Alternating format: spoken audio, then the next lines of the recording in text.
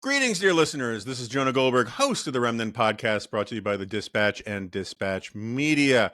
I owe an apology to our guest and to our listeners because this is the first time I've had him on here in about 6 years, and we go way back. I believe the first time I met Erick Erickson, he was a young, maybe just out of law school, larval legal punk. At some law firm somewhere. There was an NR event, and they were like, "We're starting this thing called Red State or something." I was like, "Whatever, okay." And then he went on to found and run this thing called Red State. He is now one of the last guys to really make talk radio still work down in Georgia. And he's been we were fellow CNN contributors 20 years ago, and I'm sure our paths have crossed a billion other times. But Erick Erickson, welcome to the Remnant. Thank you. I should say it was actually Ben Domenech, Mike Krimpaski, and Josh Trevino who were the kickoff for Red State. Although I actually do credit you regularly for getting me into blogging, because while you were at National Review and I hated being a lawyer, I emailed you more than once, and at some point I got this email back from you. This would have been 2003 probably, that, Yeah. there's this thing called Blogspot. You should check it out. And I did. The rest is history. And to this day, you curse me. Absolutely. My wife does. I sometimes think about how, like, everyone told me how hard it was to get published in the Wall Street Journal. Everyone told me how hard it was to, like, be a freelance opinion writer. And the very first time I sent anything in to be published by the Wall Street Journal, they accepted it. And I always wonder, like, would I be really happy as I don't know, some lawyer or some lobbyist somewhere if the market had sent me a different signal that day? Would I be off writing comic books and science fiction novels like I planned if, like, the Wall Street Journal had just done the right thing and rejected me? But life takes these weird little turns. They've never published me, so I'm jealous. I don't, even though I have two, I'll say it, proteges of mine working at the op-ed page over there. I don't think they'll ever run me again either, but that's an inside baseball kind of thing. All right, so why don't we just start with the rank punditry and then move on from there? We are in the final week, I guess now, 6 days and counting, for these off-year elections, which I'm of two minds. On the one hand, there are people who say they're really, really important. They're these bellwethers, canaries in the coal mine, these augurs of future portents. And then in some days I believe that. And then the other part of me is, we got to talk about something. So we turn them into that, even though they're maybe not that, right? And parties, they have to have some narrative to fundraise off of and to build momentum on. And so they overread the tea leaves maybe more than they should. Regardless, how important are they, and what do you think is going to happen? There is something to be said for Virginia in particular, more so than New Jersey, if it tends to go opposite the party of the White House. So you would expect Spanberger, who hasn't actually run that impressive a campaign, neither is Winsome Sears for that matter, that Spanberger's probably going to win. The interesting one is going to be if the elections are so nationalized now that the problems with Jay Jones don't matter to voters, and it's just Democrats vote Democrat, Republicans vote Republican. Mm-hmm. That'll actually kind of be telling and a harbinger, I think, of things to come for Virginia, because it's more of a blue state than a red state, but it still has a little bit of a swing to it. I do wonder if the hacked off federal workers in the DC area are going to show up and protest vote and probably vote for the Democrats. But I do tend to look at special elections and these really off-year elections as they're a little bit anomalous, but you do get some trend lines. It's kind of like polling. No poll is right, but when you average them out, you kind of get a sense of where things are headed. That's the same thing with these off-year elections and the special elections. And it doesn't look good for the GOP for next year, but it doesn't look as bad as it could be for the GOP. Yeah. No, I think that's right. I was talking to a prominent Democrat who was making the case that Fox and the Republicans, they're going to try to make Mondami the poster child of the Democratic Party. Yeah. Which I think is fair game. As far as politics goes. but he was saying that's not going to work because a Democrat's going to win in next door New Jersey, who's more of a sort of a moderate mainstream kind of candidate, um, and frankly, I kind of got lost by why he thought this wasn't going to work because they're just going to say like I guess his point was Mandami's message only works in New York and Park Slope type like AOC and Bernie. They haven't gone to campaign for Spanberger. They haven't gone to campaign for this woman. I can't remember her name. Running in New Jersey. It's more of a niche message than the mainstream media, which wants that message to be more popular than it is. Right? They want it. Mandami is not a national candidate, and is not his message does not describe the average Democrat. Is this the case that this person was making? I'm open to that. It doesn't mean the Republicans aren't going to be successful in making Mandami the poster boy of the Democrats. Yeah, look, I mean, when you actually look at primaries in urban, suburban areas around the country, even St. Louis, Kansas City, Atlanta, you have this progressive run now of these candidates who think that they can win it. It reminds me of back when I was a hardcore conservative activist at Red State, being convinced that we could get Jim DeMint elected everywhere in the country. And you can't. And the progressives, I do think, the Democratic strategists don't, but the progressive donors and funders do believe that this progressive message actually sells everywhere. So they're going to put up candidates who probably lose in primaries. But I would just respond to that Democratic strategist and say, we know that President Trump's closing ad on Democrats, Kamala Harris is for they, them, and he's for you, was actually a compelling ad in suburban districts around the country because of how radical the Democrats had seemed nationally. And you put Mamdani in a place like New York, it's not San Francisco. The media lives there. The stuff gets covered there more. If a snowflake falls in New York City, we get 2 hours of coverage in Atlanta about it. Yeah. We can get back to the off-year election stuff, but you just brought up something that I've been in, let's say, dialogue with some of my listeners and some of my closest friends about. I agree with you entirely about the they them ad. I've been making this point forever that it wasn't like there are a lot of people at CNN. They would always say, "Oh, he won by running on anti-trans stuff," and I was like, "Not really." That ad, yes, it was anti-trans, but he had the anti-trans vote kind of locked up already. Yeah. What that message really was that these guys are so beholden to these boutique, what the left called the groups now, right? These boutique issues that aren't real, like real kitchen table issues like inflation and cost of living. And that was the real message of it. And that's why it was so effective. And I think in part because it was true, right? I mean, the Democrat, Kamala Harris really was bought into a lot of nonsense.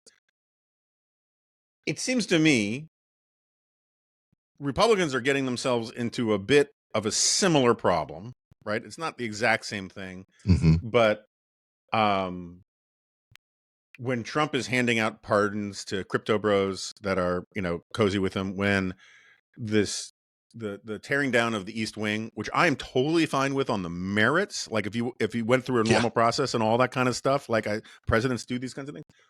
But the way that he lied what he was going to do, and then he just tears it down, and a lot of normie voters who are tuned out are like, what the hell's going on? Here comes this giant metaphor for like the way Trump does things. All the retribution stuff, which is, like going after Comey and all these things. The amount of Republicans who really, really want to see that, it's not small, but it's not a majority either. And and so is it possible that the Republican Party is getting into its own version of, she's for they, them, he's for you was their message, but now it's he's for me, myself, and cronies, I. Yeah, he's for there's no I in team, but there is an M and an E, and that spells me, kind of, right? And like it's all self-interested stuff. And isn't that can't that be a problem going forward for the Republicans? Yeah, it can be. And I have been warning, writing, trying to sound the alarm that, there is a danger there. Right now, every poll that I've seen, every Democratic and Republican strategist I've talked to has said voters still really hate the Democrats more than Donald Trump. And he's got a real cushion in there. And they think a lot of the stuff he's doing, frankly, is stuff the Democrats have done, and the media didn't care, so he's helped. I mean, the Biden pardons and things like that. So he's got a cushion with voters that the Democrats don't seem to be aware of. But with Republicans, what I see is they're becoming in the way the Democrats were hyper online in the mid 2000s. You go back to the diagnosis for Kamala Harris and Elizabeth Warren and why they lost in 2020. It was they were trying to win the Twitter battle every day. They weren't connecting to real voters. We're seeing this happen with the Republicans more and more now, where whatever is trending on Twitter is the hot thing, and most Americans actually aren't on Twitter or Blue Sky or anywhere else. They're in their life, and so you have these online voices that have a lot of influence within the White House, being dismissive of some things they probably shouldn't be, cheering things that most people don't care about, and the Republicans don't think just because this happened to the Democrats, it's not going to happen to you. It really can, where you now become a party of niche issues yourself that resonate with conservatives and no one else. Yeah. All right. So, not to leap into the fray on this, but so when you say, and I don't mean to put you on the spot about this, I'm just using it as a segue That's more fine. than anything else. But like when you say that matter to conservatives but nobody else, Maybe, and I shouldn't say conservatives well, more. that's my People on the question, new right? right. Yes. The Yeah, I nouveau mean, right. Yeah. so I mean, my Falling point into is, my own trap here. I actually told someone the other day, you got to be careful using conservative now because it's not really, we've got this populist right. And I fell into my own trap here. yeah. So that's my. I'm spending a lot of time thinking about these things these days because I might be writing a book about it, and the you have a much better grasp into sort of the normie right of center regular American than I do, just because the nature of, first of all, not being in DC, doing talk radio and all that kind of stuff. Is do you think how conservative do you think the new right is? Not very.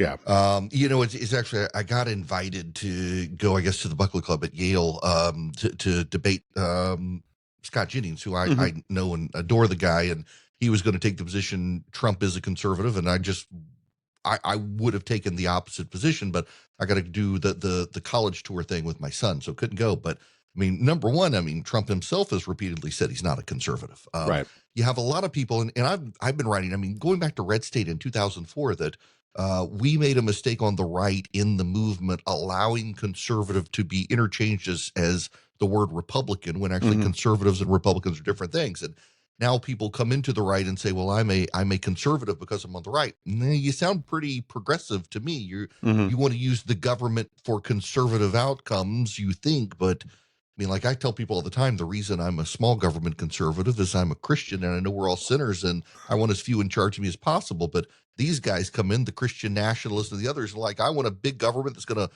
force Christianity down the throat of Dearborn, Michigan. It's like, that's not what you're going to get.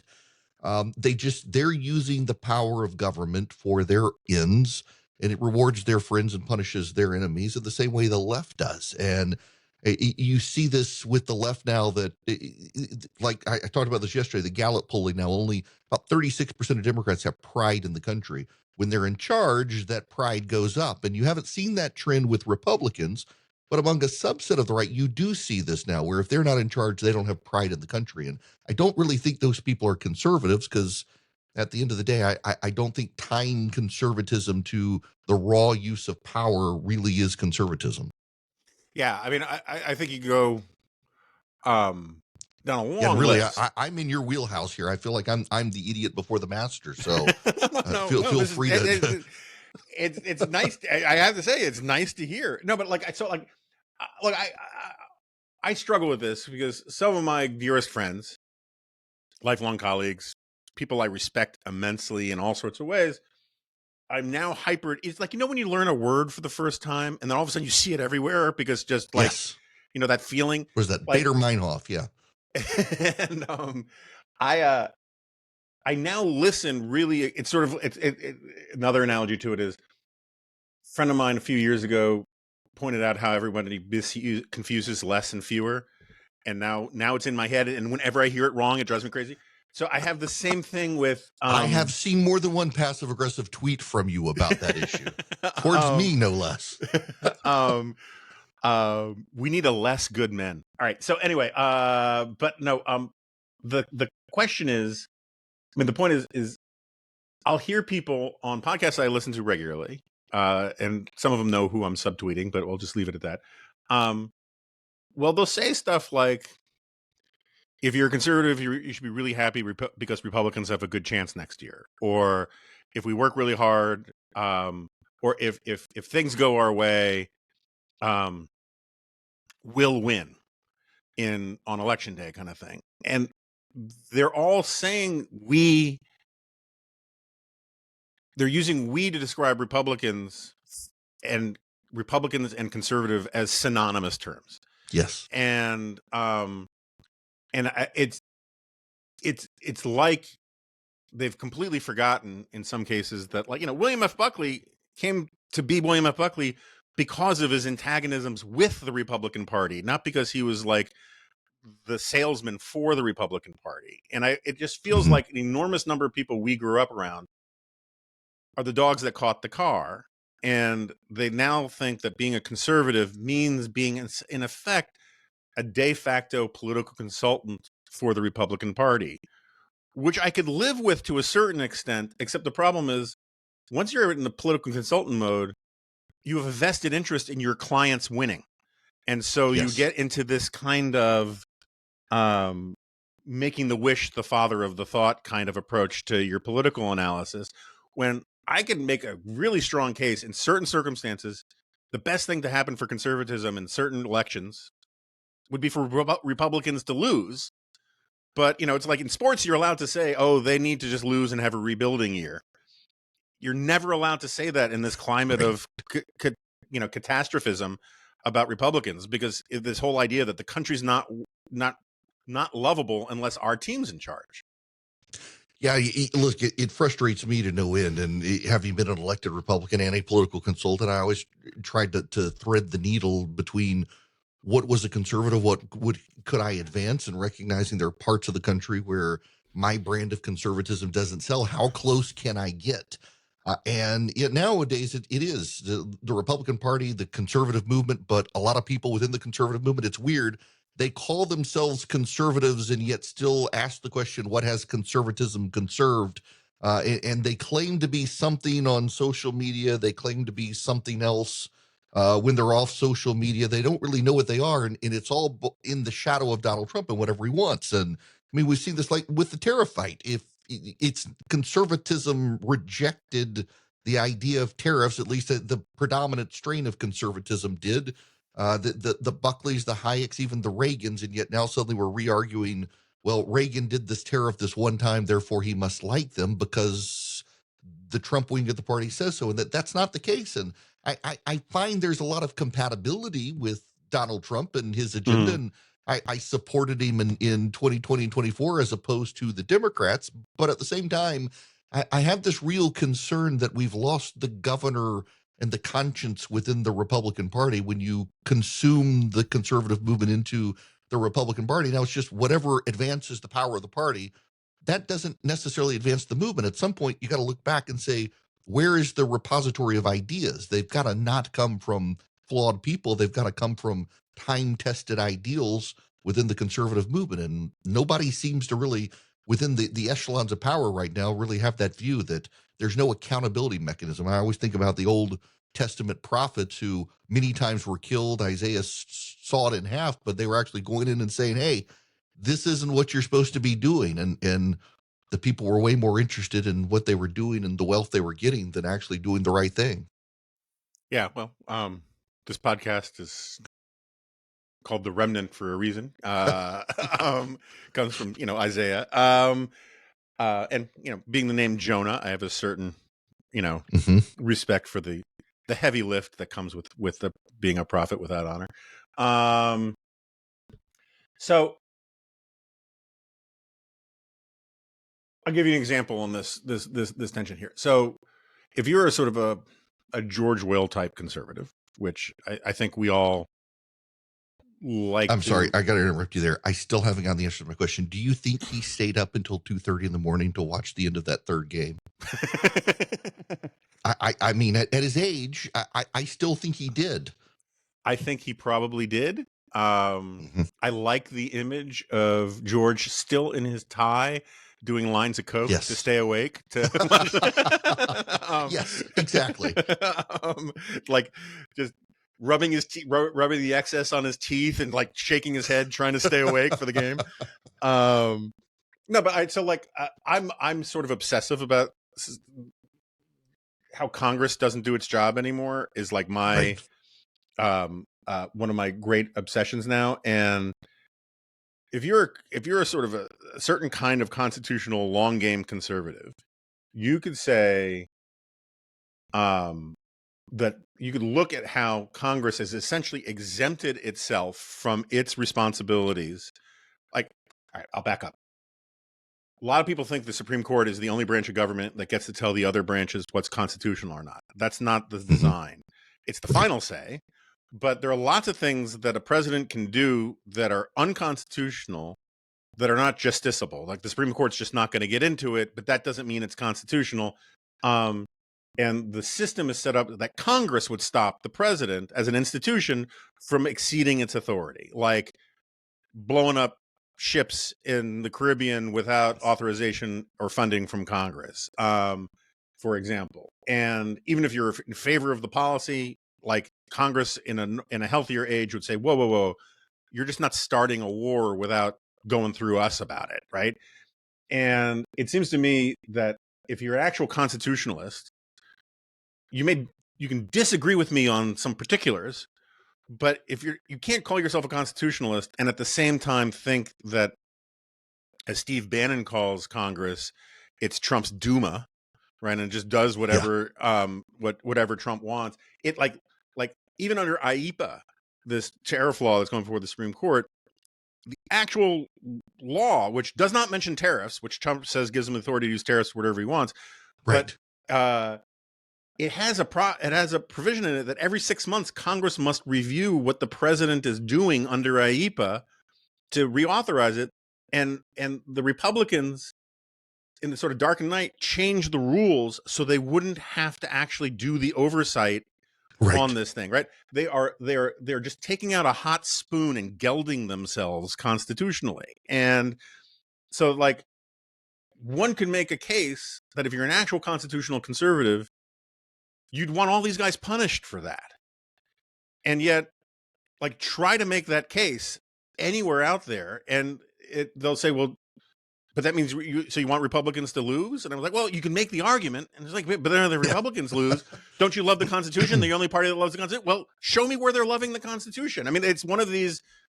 I hate the whole like we need a third party, fourth party, fifth party parliamentary system kind of stuff normally, but like we've got ourselves into a really crappy place where the only way you can punish one party is by electing the other party that still deserves to be punished too. Right. Yeah.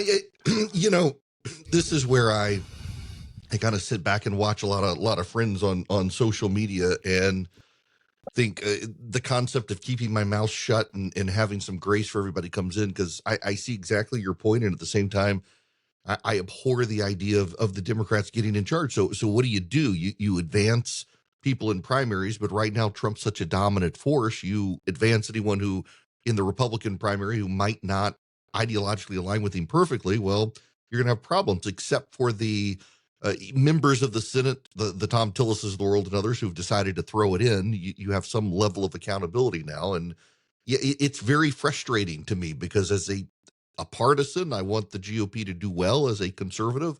I sometimes think they need to be held accountable. As an American, I kind of worry about the Democrats getting in charge and what they do to my taxes. As an American, I also do actually worry about the president taking advice from Pete Hegseth on which speedboats to blow up in the Caribbean. I got lots of concerns and a frustration on how do you navigate it. And all I can rely on is I've got a number of friends of mine who are in Congress who I trust their judgment, their frustrations, their inability to get things done because they're too scared to stand up and do it because they want to be there they think they're the right person, but their voters would throw them out right now. We've got an unhealthy system, but I also think at the end of the day, it's a system that's still stronger than any one person, and it does go through bouts of atrophy and bouts of resilience, and we're in one of those bouts of atrophy right now, and it'll bounce back. And it's like when I hear all the people freak out about Trump 2028, I actually think our constitutional system is stronger than any one man, and I'm not worried about Donald Trump suddenly deciding he's going to run for office in 2028 and ignore the Constitution. It's not a concern of mine, and I'm a little bit distressed by the number of friends I have who don't like Trump who are suddenly freaked out about the idea of it. When I'm like, I truly believe our constitutional system is stronger than any of these people, even if at times Congress itself doesn't work. It's also why I think the Republicans have got to be careful about the midterms, because I actually do think the odds are the Democrats still win the House, given what's happening with the economy, and there will be accountability that comes from that swing. And probably the ideal situation we're in for Republicans is the Democrats take back the House, the Republicans keep the Senate so they can keep their judges going, and we have gridlock. And gridlock is actually probably not a bad place to be. Yeah, I'd be down for a little gridlock. I'd be down just for a little while where there were other things in the news than the sort of Yes. same version. It's like the same version of the same story. It's just like where it's the same argument. All of them. Can Trump do this? Well, which this are we talking Right. about this today, right? But it's the same kind of thing, and I got to say, I think it's an unhealthy obsession too. And we do a lot of research on my radio show. And the number one issue that even Trump supporters want me to not talk about right now is Trump. But it's not because I criticize him, although I do. It's they're exhausted by the subject as well. There's other stuff happening in the world. And I think the DC, New York press corps in particular, and just those of us in politics, we obsess about DC and Trump. And there really is so much more happening in the world out there that gets left on the cutting room floor for the editors and the news.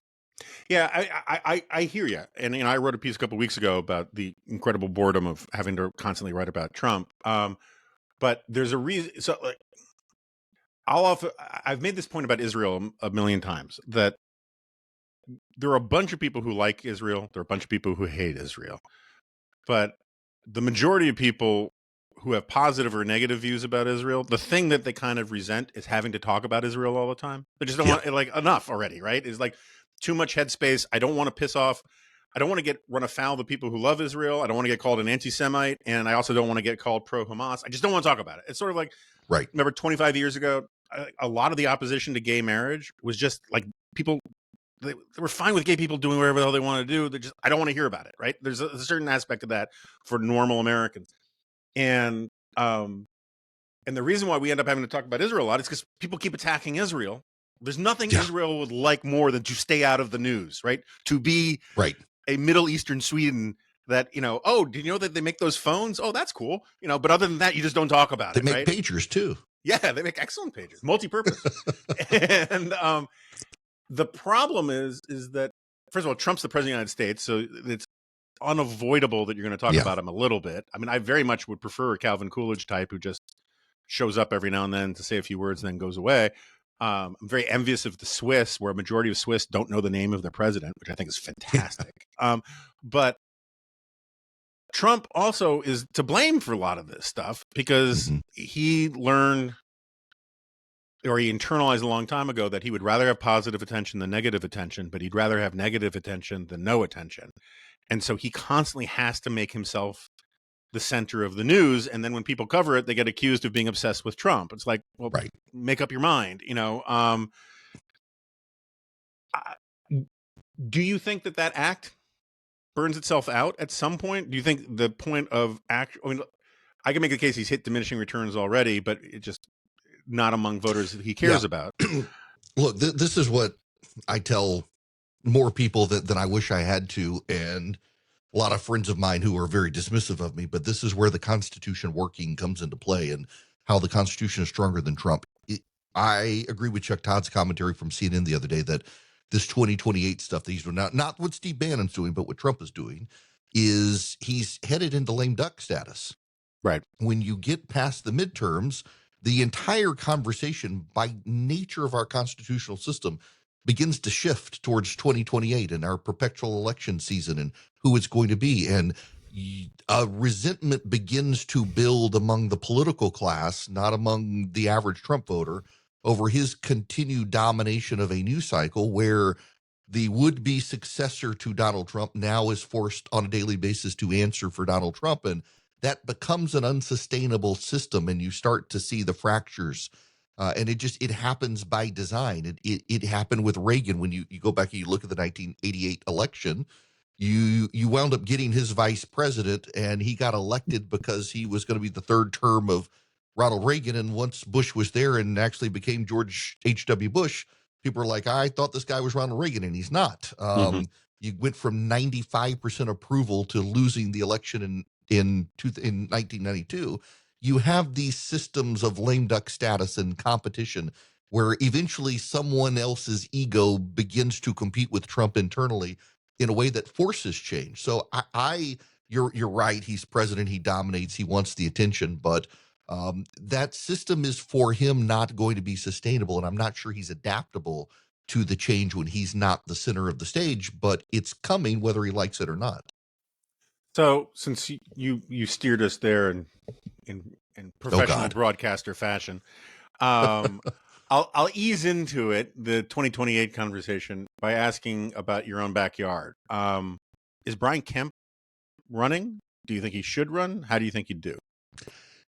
I don't know. I kind of wish he would. I really like him. He's a personal friend, and he's a really good guy. He and his wife both. I don't know that they want to live in Washington. I don't know that he wants to go through something like that. He's not running for the Senate. I talked to him the day he decided not to run for the Senate, and he said he talked to the Republicans and the Democrats alike who had been governors, all of them in the Senate. All of them were miserable. So why did he want to be miserable in the Senate with them? And I mean, I couldn't question the logic. For the presidency, he would be an interesting alternative, but I really do think that the way politics works in the country right now and the way donors work in the country, you are going to have this dominant force between Rubio and Vance, and how do you insert yourself into that? And does DeSantis or Cruz or someone else try to insert themselves into that? And where does Brian Kemp stand at that? I don't know. It'd be interesting for him to try, but I'm not going to be surprised if we get to the end of 2028 and we have the Vance Rubio ticket. And you think so? All right. I have an enormous number of friends who are better handicappers than I am about this stuff, who talk about Vance being a shoo-in, not even just a shoo-in, an heir apparent for the nomination, and having essentially a glide path to the presidency in 2028. And I just don't. I wouldn't go there. I don't feel it. I don't see it. I think it's kind of like, I think the nomination is going to be hard enough. Never mind, like this idea that it's somehow just this crown in the gutter for him to pick up and put on, and no one else is going to fight for it, I think is ludicrous. But okay, maybe he's the front runner because he's the only one we all know is going to run, and he's the vice president, and he's got the name ID. So okay, like I'd still bet on the field over Vance. So I wouldn't in this sense. My money would be on Vance just in the fact of Donald Trump crowning him heir apparent, the money, the donors, the MAGA support, everyone within that frame knows what comes next is the movement splinters, and they're going to try to put off the splintering as much as they can. Every populist system in history is governed by a dynamic figure, and when that dynamic figure goes away, the splintering starts to happen. And I tell people in Georgia all the time, look at Zell Miller. He was the last major Democrat in Georgia. He was a populist figure allied with George W. Bush. And when he went away, you had one more Roy Barnes. And after that, the party split and the Republicans took over the state. I think you're going to see that with the Republican Party in D.C.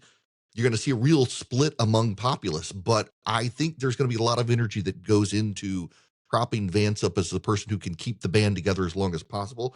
I'm not saying he's going to be the nominee, but I would definitely put odds on him right now. Although I always go back to and say it all the time on my radio show. I keep feeling like I've got to have cups with these things I say all the time. The old Harold Macmillan quote, the British Prime Minister, that events change things. And there are going to be a lot of intervening events between now and 2028.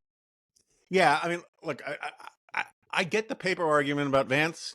And yeah. I think it is a paper argument. yeah, and it's totally it's the visible argument, right? It's like we can't see, not to sound like Rumsfeld, but there's just so many unknown unknowns that Mhm. it's the one narrative that makes sense is the Vance one, right? Because he's the vice president, right? But um, since we amended the Constitution so that the vice president and the president are elected together, because man, the founders were stupid about having the vice Yeah, presidency go to the runner-up. But right. that's not air dirty laundry. So since like 1803, only 2 sitting vice presidents have been elected straight to the presidency. Right. Uh, George H.W. Bush, because he had the incredible foresight to be running on a Reagan's third term after an incredibly popular Mhm. two-term president. And he also had the incredible genius of running against Michael Dukakis. Yes. Um, and before that, it was Martin Van Buren, who was Mhm. fortunate enough to have the opposing party run 3 candidates for president at once. It's always great when the other party divides its own coalition into thirds. Right. The reason why other sitting vice presidents don't get elected is because very few 2-term presidencies leave people wanting a third term, and Right.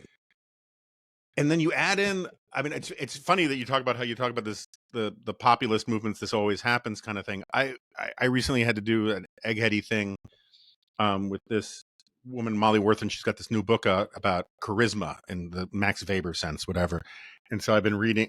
Recently been reading a bunch of Max Weber, and he has this concept called the bureaucratization of charisma. And he talks about how what happens is, you know, after Muhammad, after Alexander the Great, after to a certain extent Jesus, uh, you have a charismatic figure in the Weberian sense, in this sort of grabs people by the soul and changes people because of their commitment to an individual, right? Mhm. And when that individual goes away, either by death historically or in democracies by retiring or whatever, the bureaucratization part is to try to recreate that sort of magical connection with rules, apparatus, mechanisms, that kind of stuff, policies, and it almost never works because Mhm. you can't substitute the magic, right? And Right. I think Trump has magic. I think it's kind of eldritch kind of energy, but whatever. He has got magic. The Trump coalition is not a Republican coalition. It's not a conservative coalition. It's the MAGA coalition is only part of the Trump coalition, right? It's a weird Right. coalition.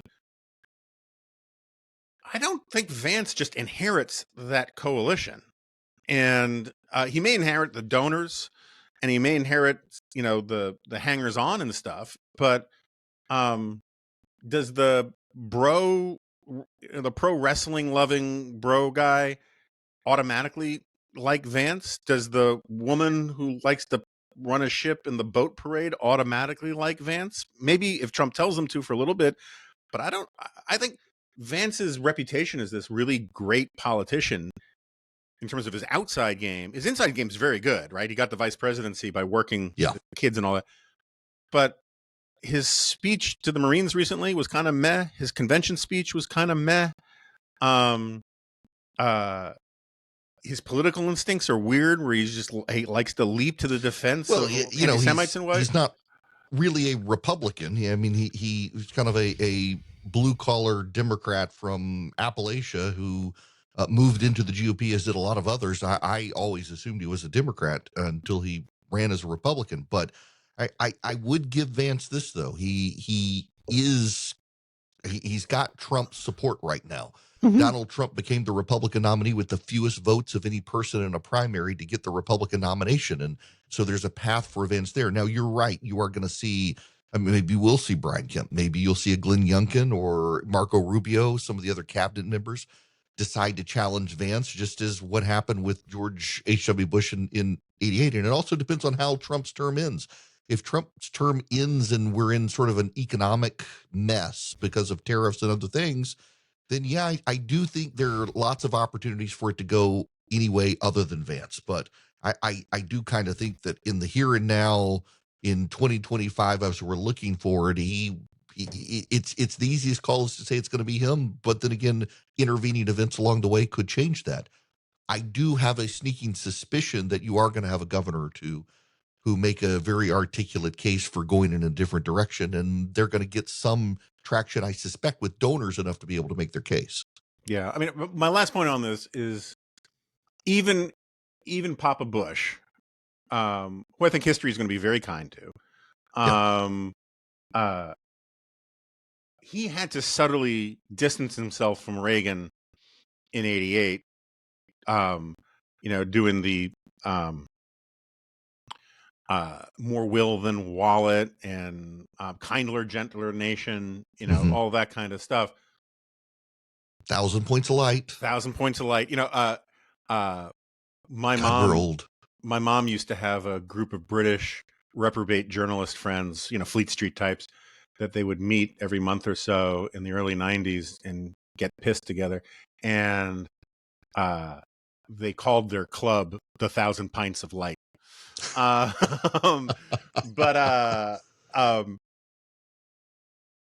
do you think Donald Trump is mature enough to have a vice president running to succeed him who tries to distance himself even slightly from his record?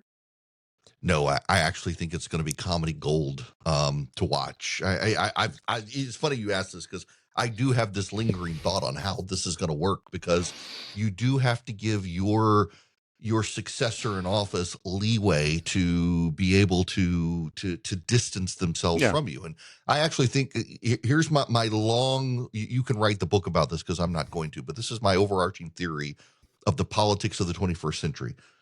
Every president tends to have their vice president run in the 20th century, and they typically tend to lose, other than George H.W. Bush, but the party is allowed through that person to have a referendum on their president's support. And when Dick Cheney chose not to run in 2008, the Republicans had to go relitigate 2000, this time handing it to John McCain, and didn't get until 2016 when another Bush ran to try to get the Bushism out of themselves. And in the process, they wound up going with Donald Trump. And I kind of think that it's healthy for parties to have the vice president be the nominee, or at least to compete for the nomination, to get their angst of the incumbency out of them. And when you don't have that, like you didn't have with Cheney, bad things tend to happen. So psychologically for the party, you kind of got to have Vance run and either get the nomination or lose, but have it work out of the system. And in the meantime, you are going to have none of these guys are going to be able to distinguish themselves well from Donald Trump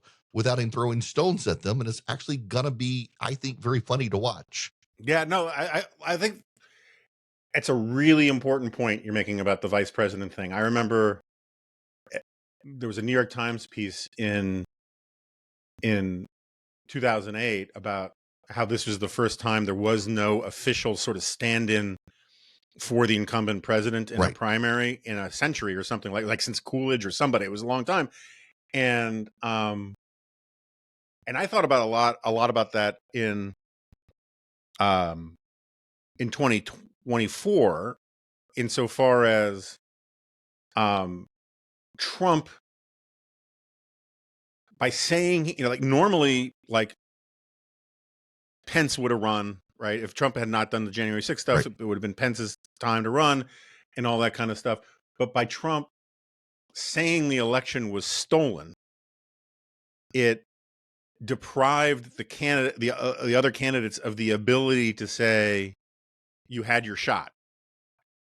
Because it allowed Trump to say, well, what are you talking about? I had my shot. I had my shot and I won, and it was stolen from me. And no one had the balls to say, well, okay, so if it was stolen from you, how come you didn't fight harder? You say you're the fighter, but you didn't fight harder, right? How come you lost that?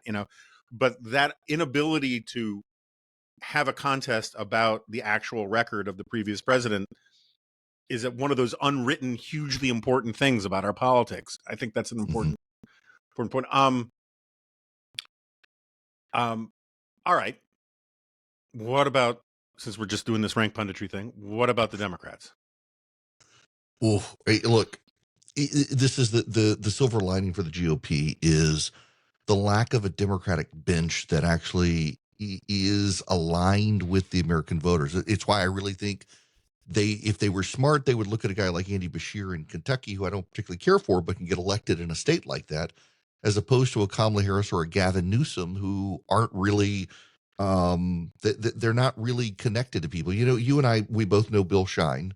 Mm-hmm. And I say often he was the right hand man for Roger Ailes at Fox. And back when CNN was looking at me, Hannity got me in to look at Shine and get FaceTime with him to make an offer. And he pulls out this map of the United States and he draws circles around the coasts, draws a little dot in North Carolina.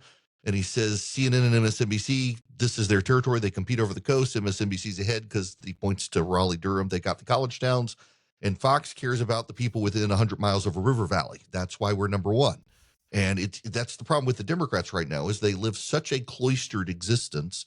And I tried to tell my Democratic friends this, some of whom will acknowledge it, that you're getting your news, MSNBC, CNN, ABC, CBS, wherever, and it caters to you coastal Democrats, and you've lost the ability to talk to people in Kansas or in downstate Illinois. You rely on Chicago for your votes. You don't talk to people in Kentucky or Georgia, for that matter, or Florida.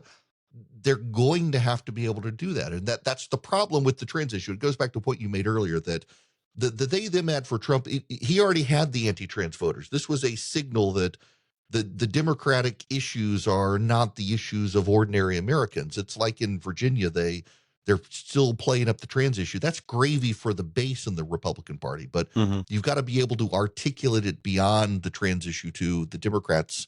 They're unconnected from the concerns of ordinary Americans, and I think they have a real problem as a party right now where when you're within a bubble with the same people in the media who think that Alexandria Ocasio-Cortez and Bernie Sanders are the premier leaders of the Democratic Party, you're unable to relate to the people you need in the swing states of Pennsylvania, Georgia, North Carolina, Arizona, Nevada, Wisconsin. It's going to be a problem for them.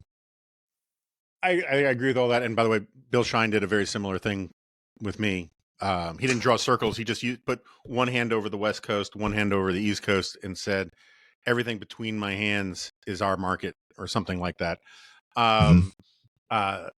Sounds like he had to bust out more granular demographic information for you.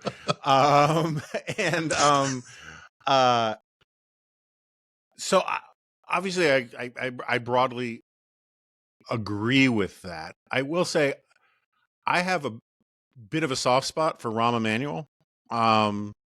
He's one of the few who understands the issues. Yeah, and not because I think he's immensely likable or has this great shot, but what he is he's a grown up, right? Yeah. He's got some great lines about how, like, you know, because he's obsessive about education, and so he does this stuff about how, like, look, I'm respectful of kids' pronouns, but I think it's a much bigger problem that 30-40% of American kids can't tell you what a pronoun is. That's a good line, right? You know, he does all this stuff about how Democrats lost the bedroom, lost the kitchen.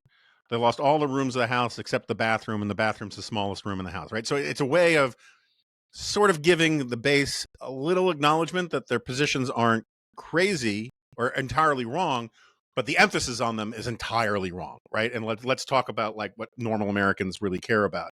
And he's willing to, like, he's willing to punch hippies, right? And hippie punching is a term of art. I'm not condoning violence, but he's willing to punch left and say, you guys don't run the show, you know, like, let's be grown-ups here. And one of the reasons why I have a soft spot for him is I've become convinced we're never going to have a fully sane Republican Party until we have a sane Democratic Party, because so long as one party is crazy, it gives the other party permission to be slightly less crazy.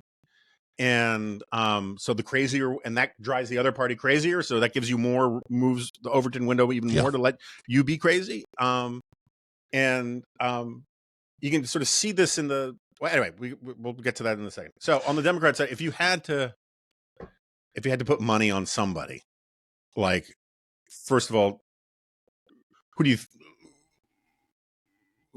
you think would get the nomination? I mean, I don't know. It's like the same. Yeah. I hate that. This is the kind of punditry I really hate, because the answers are all friggin' obvious, Yeah. right? So let's narrow it down. It's not going to be Pritzker and it's not going to be Newsom.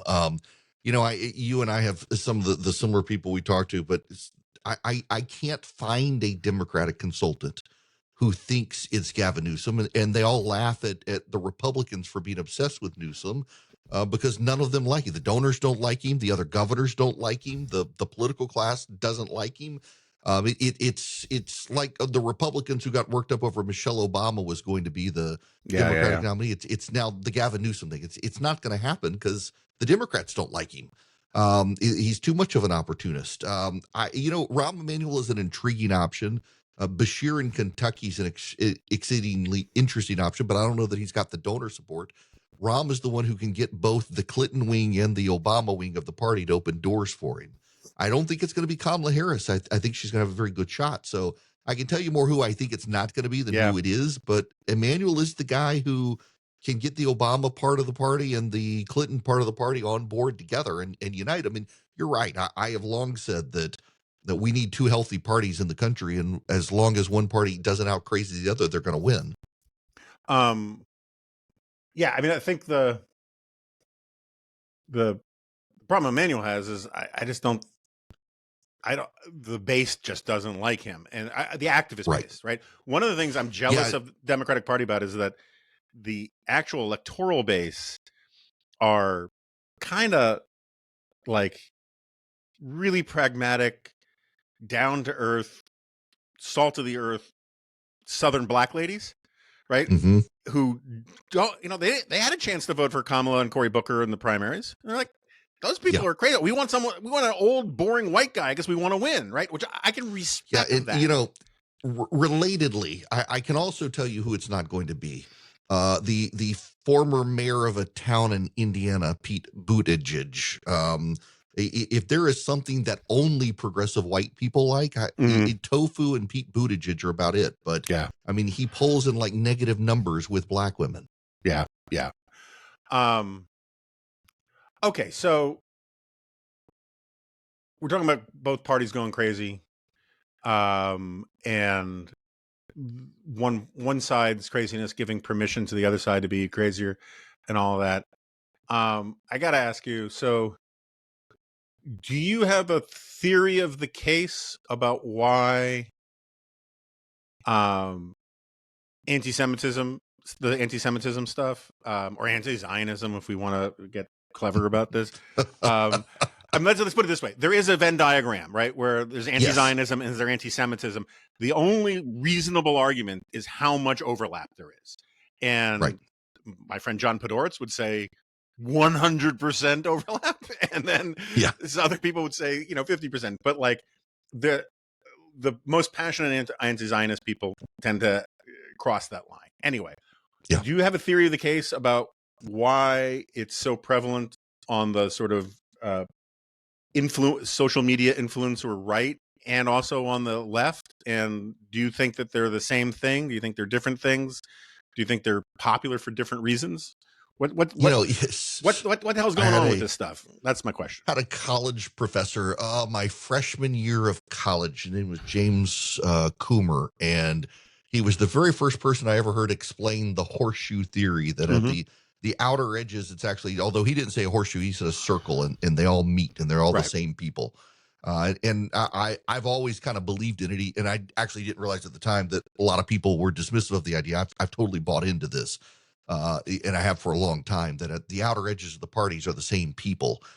And I think that what has happened is, in addition to a lot of the distrust that came from COVID and other things, people went down their own individual silos online trying to find the truth. And this is why I bash the media, and in particular CNN, where I still love a lot of the people there so much, because I think the arrogance of the media played a great role in pushing people to go find alternative streams of information. And it allowed this stuff to fester. And when you have now the for lack of a better term, and excuse my language for those who get offended, the shits and giggles wings of the right there that just wants to provoke people. Well, guess what? Anti-Semitism provokes people. And over time, you provoke enough people with it, people begin to buy into it, and it infects people's brains. I don't know that I have a compelling real theory as to why it's happening, but historically, I say spend way too much time on my radio show telling people it's a canary in the coal mine for other illnesses within society. When the Jews get blamed for everything, it's really hiding a real illness within society, and that it manifests itself in poisonous ways. And I really do think that you have a number of people who believe the gatekeepers are gone, so everything can get through the gate, and there needs to be a greater willingness on the right and the left to denounce it, put it back in the bottle as best you can, although I don't think you'll ever get it all back in the bottle, but return to the days of a Buckley who could exile the John Birchers of society. We need a conservative movement that's willing to do it. And unfortunately, we do have a president right now who wants a coalition of everybody and doesn't recognize that you can't have these people within your movement because it will poison the movement. And I think you're starting to see those people now poisoning his own movement against him. Yeah. I do have a theory of the case about Tucker. I'm open to correction. I've known Tucker for a very long time. I'm sure you've known Tucker in one way or another for a very long time. Tucker and I used to be pretty good friends. Like, he was basically a neighbor of mine. And there's a pattern with Tucker where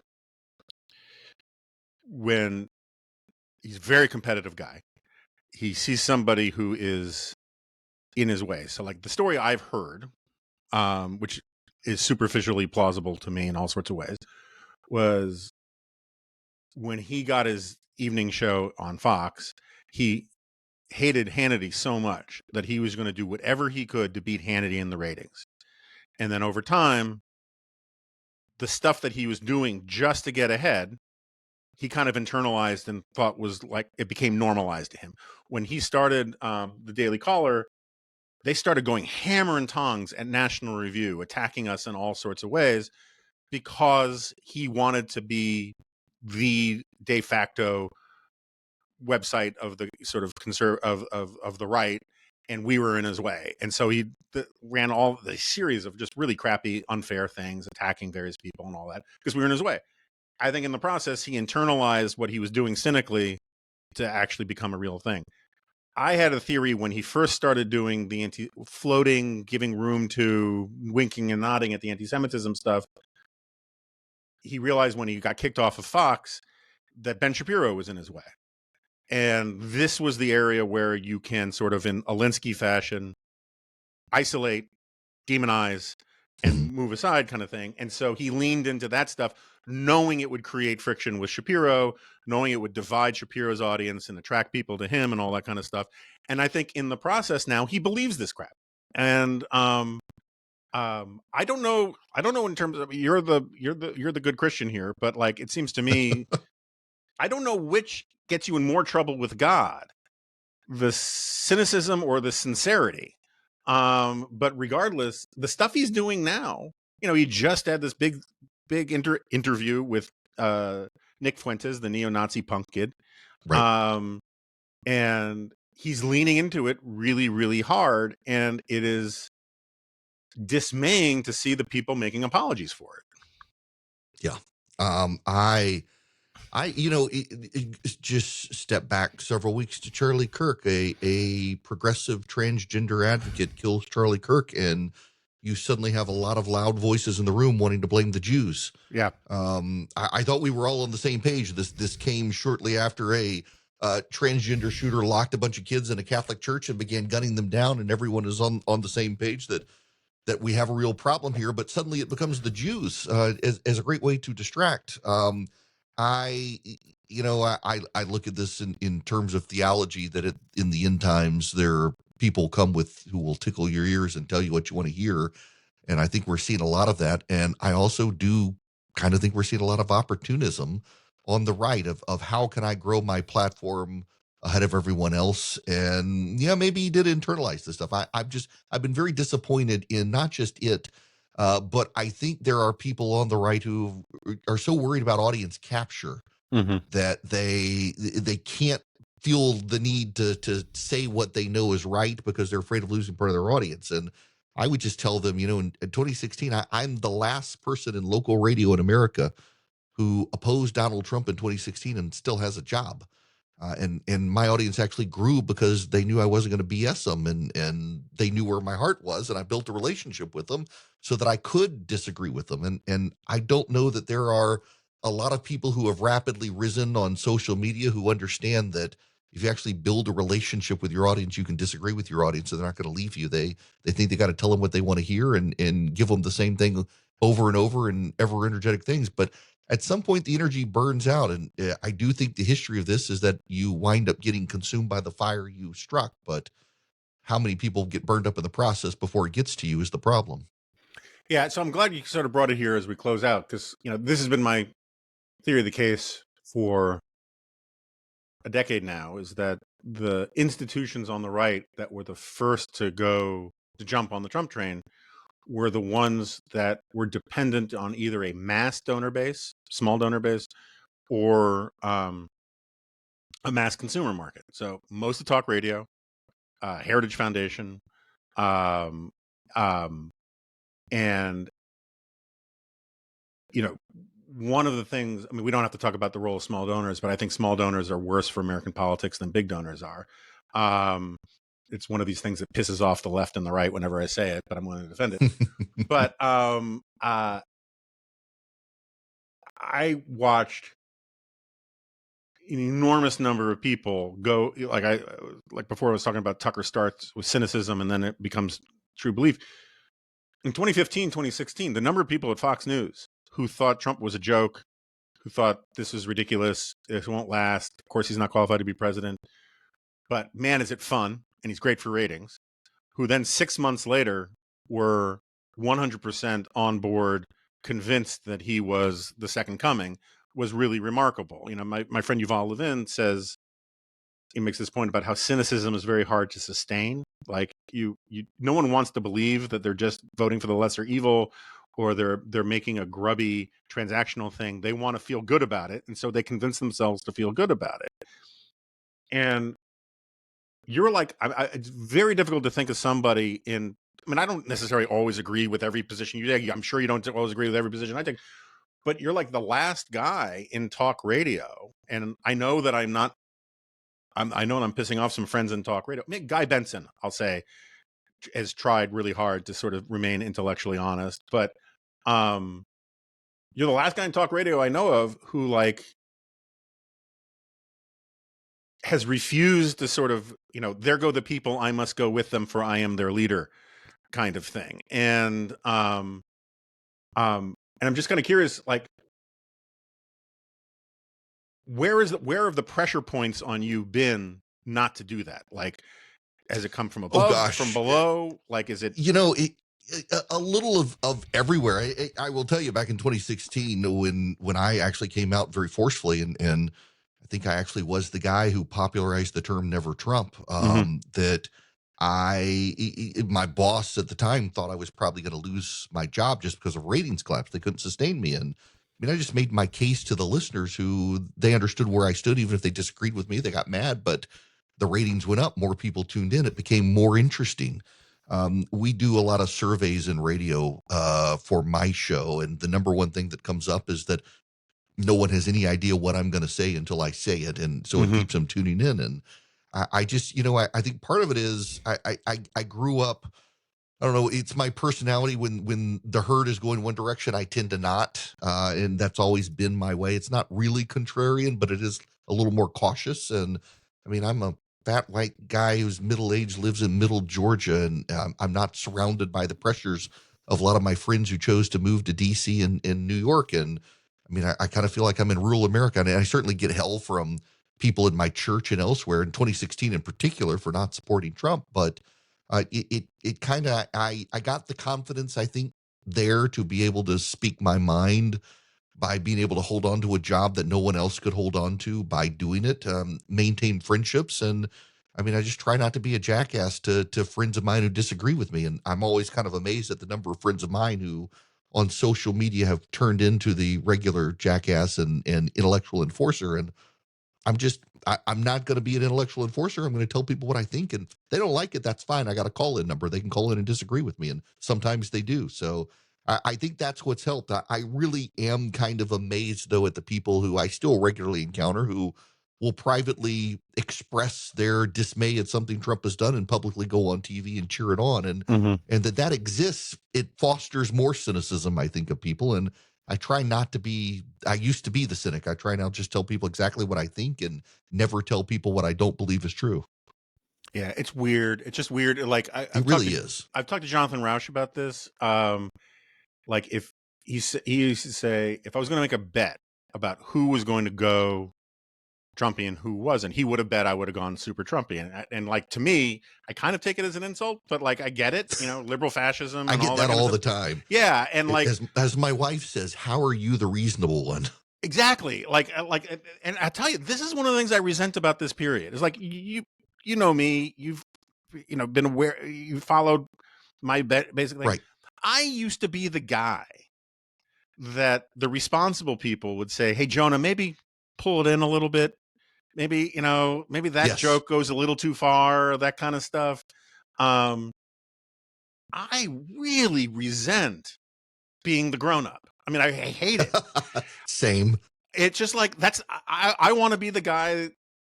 I want to be more who I am. But the problem is like, in a time when everybody values being a jackass, the contrarian thing to do is not be a jackass.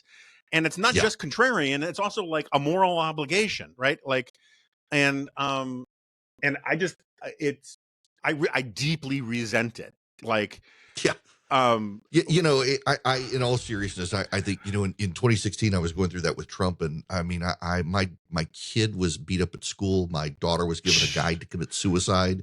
We had people show up at our house to threaten us all because I didn't support him. And then I wound up in the hospital, was given 24 hours to live the same day my wife was diagnosed with this incurable form of lung cancer. And it kind of was like a wake up moment of, I can't be that guy. If my kids got on the internet and Googled me, they would be appalled at their father if I wasn't here to explain. And I just kind of realized that, life is too short to be so obsessed with politics.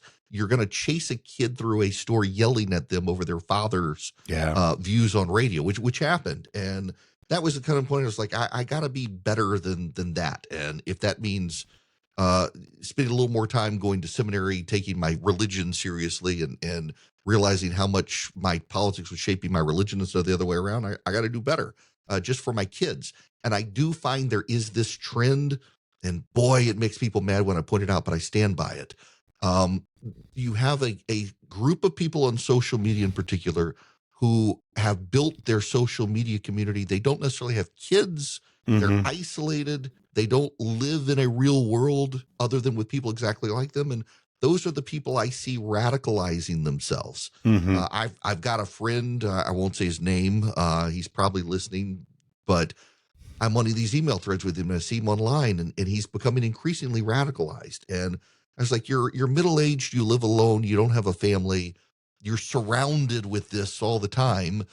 This inability to unplug from it is, I think, part of everybody's problem right now. It's we've got our computer in our pockets and we're never alone. So people need to get out of nature and actually meet the person who physically lives next door to them and know that person, and they'll be less of a jerk.